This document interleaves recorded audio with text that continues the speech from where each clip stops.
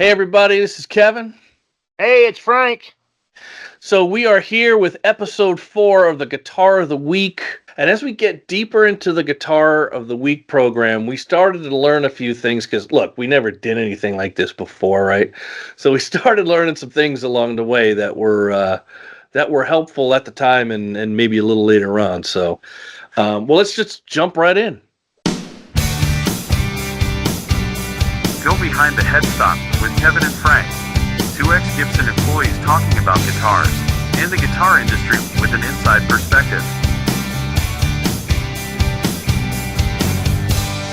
All right, so we're on week 19. All right. And this is a Les Paul zebra wood top. Right. The classic antique, right? Yes. That was a classic antique. Look at the head veneer. Yep, you're right. Zebra coil pickups. But Frank, I think this one was all your invention. Dude, I love the zebra wood from Tobias. That was the prettiest stuff. I thought it was so cool. As a matter of fact, you came up with the classic antique to begin with, right? Yeah, yep. We had to find something to do with some. I wanted to put something, a bound head veneer on it, you know. Mm-hmm. I thought the look was cool, you know, the raw body, almost like a studio. Yep. And then, but the neck was nice and smooth. So Ponstray, wound by Ponstray. Is that what it was? Yeah, P.S. But they all said that though, didn't they? No, well, she did most of the windings. Huh. Yep. And dude, I don't even know if she, you know, her immigration status, because her husband had the same name. Her husband's name was Ponstray. Wait, so was it like P-O-N-D, like a pond? No, like P-H-A-N. Oh, okay. R-E-Y. I remember her now. Yeah, at the winding machines. Yep. Yeah, a great lady, man. She didn't speak much English. I don't know what she spoke, but we didn't talk much. But she was very diligent and so good at winding those coils, man. Mm-hmm. She did it perfect every time. She had her fingers, her dexterity of her fingers. She could do it, you know, was amazing. So her coils were very consistent. Yep. And you know what? So many times those patent applied for decals they ripped, they tore. Those are nice. They were water slide decals, yeah. Yep. I think we stopped going from the water slide and went to an actual sticker we could peel off. So it didn't deteriorate so bad. Do you remember when that happened? No, I don't. But I know I was doing it in when I was running electronics. We went to that and started putting those stickers on the back of everything. I might have Sarge got that started too. Sarge, yeah, maybe. Sarge made a bunch of changes. Yeah. Yep. Yeah, he did. Mike Cole, he did a good job with them. He did a lot of cool stuff with that. And I took over after he was there. Mm. But it only worked because I was running quality control at the time. So I had two departments, and the quality control and electronics. It was like, oh man, I can't do both of these, you know. A lot of you guys had two departments that were supervisors, right? Yeah. So at one point I was finishing the whole finishing department and quality control. And they were like, hey, you're just going to run everything. I'm like, no, I'm not. I'm responsible for quality in the buffing department too. You know, that was the thing. If you were good at your job and someone quit that was a supervisor, they just go, hey, Frank, we're going to give this to you. Good job. Yeah. And I was dumb enough to say, sure, I'll do it. A lot of people did, right? I never said no. That was my deal at Gibson. I never told them no. Even when John Hutchinson said, can you build guitars? I had never built a Gibson guitar before. I'd messed around with Steinbergers, but they were plastic, you know? Right. Or, you know, they were totally different deal. EMG, everything was plugged in and played. It was not very much soldering. It was easy to put together a Steinberger, but I told him, yeah, sure, I can do it. I told John, there's nothing in this plan I can't do. and I wound up doing most of it too. Right. You know? Yeah. But I did. I've worked in all the departments, and you know, I learned a lot from a lot of smart people. You know. Hey, Frank. I just noticed that's a one-piece back. Yeah, probably. Yeah. That's around the time. That is around the time where it got harder and harder to get that wide mahogany to do a one-piece back. Right. And see, these were thinner, right? These were the classic antique, or was it the same thickness? It was the same thickness. So yeah, that was nice.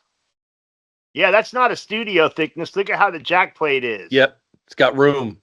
Right, that's a standard thickness. So yeah. But yeah, that was a beautiful back. I mean, these were all super A grade guitars because they had to be. Right. You know, we didn't do any. The satin finish just protected it barely and made it feel silky smooth, you know? Yep. Yeah, it's a nice back. All right, let's see what's up at week 20. Aha, okay. This was interesting. Frank, I think you might have come up with this one too. Is that the baritone? No, it's a Les Paul Studio with EMGs. Right. With a white bound fingerboard. Right. Black tuners. Yep. Yeah, I love the EMGs coming from the Steinberger world. I was an EMG fan. You know, the 85s and the 81s. I think that was the Zakk Wylde. We had done some Zakk Wylde guitars, and we had a lot of those pickups. You know, which, you know, Henry didn't really care for because he didn't want anything from any other companies on the guitars, you know. Yeah, he hated extra brand names, right? Oh, branding, yeah, no way. He hated that stuff. Now, yeah, the funny thing is, actually made pickups with no logos on them for us, so they could do it for us, you know. Yep. Now the funny thing is, doing research for the show, I went, oh man, I forgot all about this model. And the funny thing is, so I was going through some old documents, right? So I look at the old price lists and the lists that we had through the years. What's funny is, at some point, I took this guitar off the price list. Really? So I had to rediscover that this was week 20 from another document that I had that was earlier. And here's why, from what I can piece together. So when I first saw this, I went, you know, I had recollections of someone wanting all 400 of these. Oh, really? Okay. Right, when they first saw them, but that wasn't exactly the case with this. So I looked through the shipping records for this, okay? And this is probably what happened. Canada, our distributor in Canada, took 100. Yorkville? Yep. And then Germany and Scandinavia took another 100. Oh, wow. Like when we first launched this, to them. Yeah, sure. The metal countries. Weeks in advance, you know, we put this out to them so they could buy them. So when we launched it on our website, they were in the store, right? Right. So think about it, Frank. Probably like day one where we launched this second round of Guitars of the Week, we immediately sold 200 of them. Right? So there were only 200 left domestically.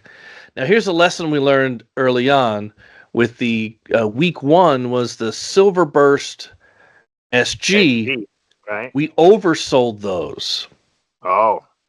If you remember, again, this program was so new to us that we didn't have a mechanism to really shut off the spigot once the 400 were sold.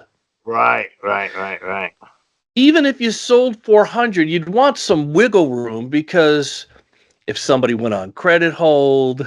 Oh, yeah, Or and there was always shipping accidents or problems, or right, you warranty lose a few at the replacements, shipping warehouse. Right, damage, right. right. You never know. So we always built a few over anyway, right? But I think salespeople were very aggressive and way oversold that Silverburst SG, and it pissed off a lot of dealers, right, who couldn't get them now, and maybe even promised them to customers. Right. So later on, probably we had a pretty early sign that this thing was going to sell out fast. So we shut it. I just took it off the list. Right. Because what we couldn't do in the system, if I discontinued that, we couldn't run them through the plant. I couldn't invoice them. We couldn't ship them. So I had to leave it open in the system. I just took it off the list. Right. So, this is going back a number of years, and I'm just trying to remember everything. Yeah. But that is the best that I can explain why this guitar fell off the list for a minute. Yeah, that makes sense. I mean, that was such a metal guitar. It's with Metallica was popular back then. Playing EMGs, Hetfield and Zakk Wylde, and Big a lot of time. the big players were playing EMG guitars. So for Yorkville to go, I want 100. Like, that's how Right. much they loved this. That's a big Right. commitment for them. They didn't buy that many. Yeah, that was a huge. Dude, they jumped in with both feet on that one. Yep. So Black Rovers. That was a nice guitar, man. it is a nice guitar. So think about this. Half of them went outside of the United States. Right. So a lot of these are up in Canada still, I'm sure, and a lot of these are over in Germany and Scandinavia. That's where half of them went. You're not going to see them on eBay, Yeah. Not I mean, as much. some stayed domestic, but, there's still other distributors who bought into them. So Yeah. maybe Any Yamano, how many went to Japan? Who knows, right? in Australia. So, yeah. you know what? We're going to do a wrap-up show at the end of this, and we'll look at the numbers, right? We'll do Guitar of the Week by the numbers and kind of go into some of those, because people are still seeking these out there, so in the information will probably be very handy. Heck, I'm still seeking them. After I see them again, I'm like, wow, man, I wish I know. I went through that on Sunday. I was putting this together. I'm like, man, there's some good-looking guitars. I really wanted to get a Music City Junior. Yeah. Yep. With the Glazer B-bender in that. I really wanted one of those, and I should have got one at the time. There's more SG3s. Yep. That time in Fireburst, and I think I showed this in a previous episode, but here's the prototype. Yeah, that's right. Right? Yeah, yours is a lot cooler with that bridge. I think so. Yep. That had the cool idea for the bridge. The tone bar. Should have patented that. You still can, probably. I don't know. I thought it was a good idea. Why not squash the body like that, man? Talk about tone. I bet that's a nice, bright sounding guitar, isn't it? That one you got? I gotta tell you, it's you and I were worried about some of these departures from the norm and how it would affect the tone. Right. Like in particular, the SG Select, that we'll talk about that in another episode, which was all maple. We were so worried that thing was going to be so bright. It wasn't. It sounded like an SG. Right. I haven't played this thing in forever. Is it an ash body? Yeah. It's swamp ash body. Yeah. Yeah. Right.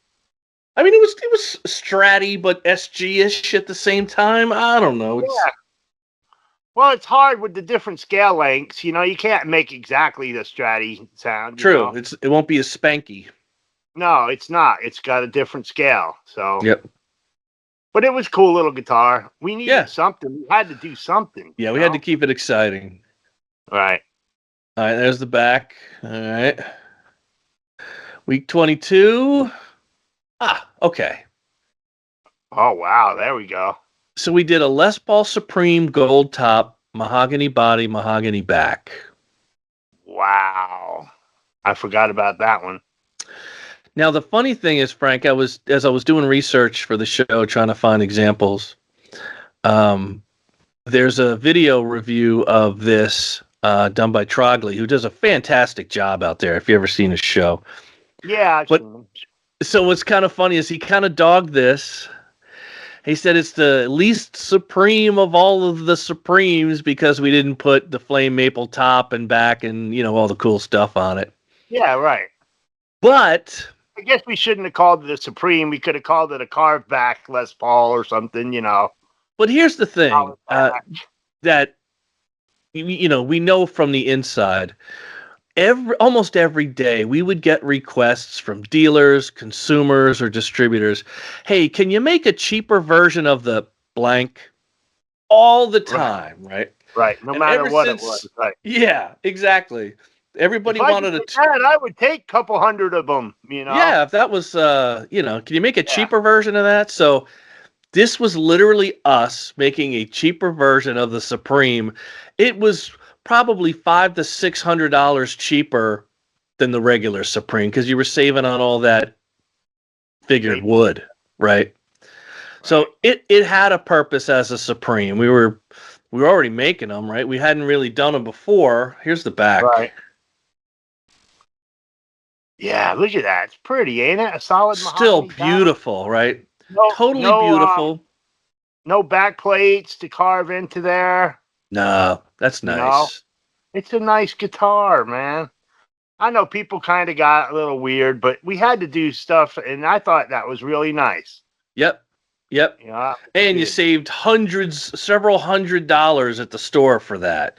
You still got a kick-ass Supreme for the money, right? I still like the sound of the Supremes, with that hollowed body.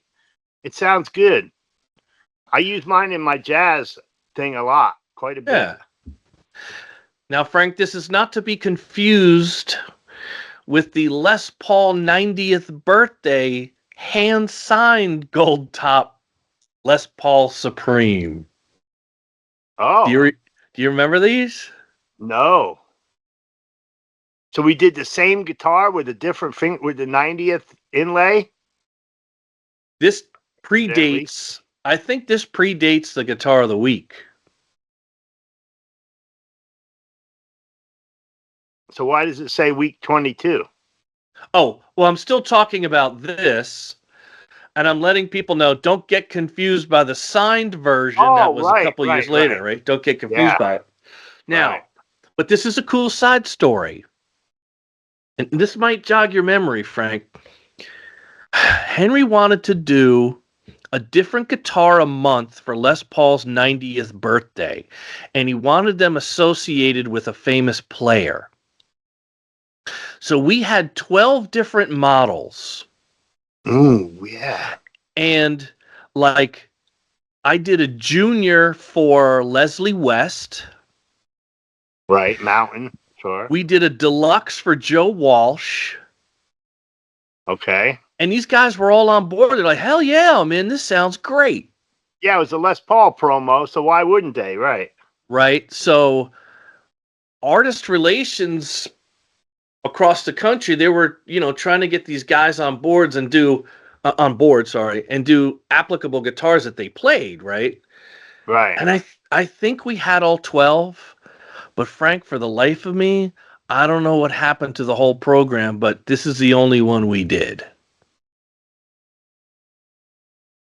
Wow. You don't remember that? No, I remember talking about all the artist guitars like that were going to be involved. Yep, we had Frampton. And we brought out a bunch of guys. We're like, who deserves a Les Paul? Like Joe Walsh and Leslie West. Like those guys were like, come on, let's bring those guys into the fold. They deserve it, right? Right. I remember going to Montreal and meeting with Frank Marino. Frank Marino, because I wanted to do an SG with him. Yep, that would have been perfect. Yeah, just some unsung heroes that influenced people without getting all the credit, the hoopla. Yeah. And but we did that, we went back and did a lot of those guys on the other side, Yeah. After this promo, Yep. Oh, you know what? Elliot Easton. Maybe. I wish I could find a list in my archive somewhere that kind of outline this, but I don't remember what happened. We need to ask some of the guys who were around at this time what they remember or how it fell apart. Caroline might even know because she was probably put in charge of all the artist parts of this, and it was with Les Paul, you know? Right, right, right. Anyway, I just wanted to bring that up because it's a cool side story of a series that didn't really ever happen, except for that one.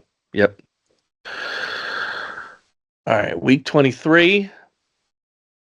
There's another Frank Johns design. Oh, the bass. The double cutaway bass. Money Base and Natural. Yeah, I think by that time we lost the Money Base moniker, though. Yeah, right? It's off the... yeah, I think we got rid of that. You know what, though? I think I still called it the Money Base on the price list. Did we? All right. Yep. But a good little bass, man, you know, good sounding instrument. Yep.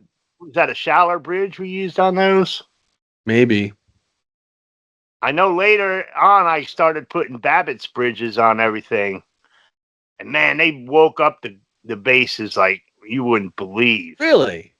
Oh man, we did an SG bass with a Babbitt's bridge on it, and it killed. Wow. Because they did like the full contact thing like that, where it laid out right on with the cam. Yeah. We did it on a T-Bird. He made a T-Bird bridge for me, and he made a SG bass. Well, I guess we used the same T-Bird bridge on the SG bass, but it laid right down on the body, and it was, man, it just brought the bass to life. Wow. Yeah. But those were some Schaller bridges, it looks like. Or you know what? I think they might have been Warwick bridges that Herbert got from Warwick. I think so. Because we were buying, when we were making the regular Les Paul basses, BAL 3s and all them, I think that part of those were Warwick parts too. Okay. Because we had like a little deal with those guys getting some bridges. If somebody out there knows, leave it in the comments if that's a Warwick bridge. Yeah. Somebody will know. Yeah. It looks like a Schaller, but it might be. Because these two guys you're looking at were there at the time, and we can't remember.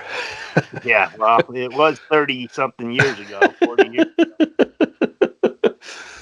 See these gray hairs in my beard? They weren't there. Look, it's another Frank Johns invention right there. You were on fire in this part of the Guitars of the Week. Well, I had to do it was kind of it got thrown in my lap with yours, you know? So I was like, crap. But that looks great, too. It's pretty a little bit too blonde, you know what I mean? I wish the wood would have yellowed a little bit more. We could have stained it. Probably should have came up with a stain to pop the grain on the flame maple because they were really nice. Right. And we were lucking out, a part of that came from the fact that we had some billets that weren't wide enough to make Les Pauls. Right? Gotcha. So if you had a Les Paul top that wasn't wide enough to be a Les Paul top, we could still do two, use it for wings on the on a Firebird. Yeah, smart. So a lot, like I said, a lot of stuff came out of, a necessity from production. Hey, we got plenty of these. What are we going to do with them, You know what? These are piling up or whatever piled up or we could accumulate. Now, Frank, let me ask you on because I like this, but like this mineral streak right here. What are you talking about? Yeah. Yeah. I mean, would you have rejected that for a Les Paul standard? Yeah. Right. Yep. Yeah. Which is kind of a shame because I think it's beautiful. Well, what we would have done is we would have put it on like a vintage Sunburst. That by the rim? Yeah. Right. Where we could shade over it or hide it a little bit, because it is a really nice piece of figured maple. So we would be, we started out, it was like A or C grade. Well, and kind of there's a lot of fuzzy room there, you know what I mean? Yep. In A or C grade. So there's a lot of open spaces for it, Yep. So yeah, that's beauty. Yep. All right. Well, that brings us to the end of our segment for today, week 24. We'll keep continuing on plowing through the rest of the guitars, but yeah, listen. See what's next. What's that? I said I can't wait to see what's next. I know. It's my memory. I get to remember them usually on a Saturday or a Sunday before we're putting all this together. Right. But I like being surprised. So right, it's like this is your life. Yeah, this was your life. What were you thinking? Right. So, but listen, hey, everybody, we really appreciate you guys watching. People are reaching out to our email address, which is behindtheheadstock@gmail.com. Please subscribe, like, and hit the notification bell on YouTube to stay on top of all of our latest releases here. We really appreciate you guys sharing your feedback, reaching out, commenting on the videos. Some old friends have reached out. We have some more interviews getting lined up here and more topics. So we're going to keep rolling here, but thank you so much for watching, guys. We really appreciate that. Sure. For sure. Thank you very much. We appreciate it. It's been a lot of fun doing this. I appreciate Kev, you putting it together and waking me up and getting me to do this. And I like it. It's good to go back through this stuff. It was a good time. We had a lot of fun. I met some lifelong friends, man. I'm playing golf with Herb tomorrow. That's cool. So, yeah. You got to have him on. Had lunch with Ronnie Moe on Friday for his birthday. Oh, cool. Yep. It was his birthday this weekend. So we had lunch together. So met lifelong friends there, like yourself. And, we came all the way from the Northeast to come down to Nashville and meet, Yep. Grew up, a couple 100 miles from each other. If that, If that, right? Yeah. So, all right. But, all right. Well, we'll see you next week. Yep. Thanks for watching. Go Behind the Headstock with Kevin and Frank, two ex-Gibson employees talking about guitars and the guitar industry with an inside perspective.